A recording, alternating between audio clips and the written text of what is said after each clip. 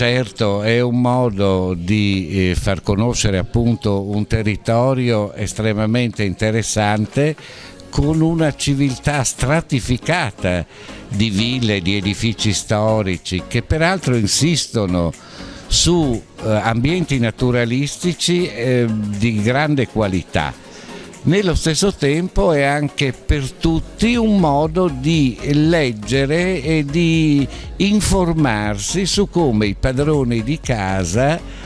hanno considerato le proprie dimore, e offrendo anche tutta una serie di spunti, sia per quanto riguarda la dimora in sé, sia per quanto riguarda la gestione del verde, di modo che il visitatore non solo visita un territorio poco noto, ma nello stesso tempo si confronta con dei saperi che non aveva, quindi è un arricchimento, non è solo una visita, è anche un, tra virgolette, rubare con gli occhi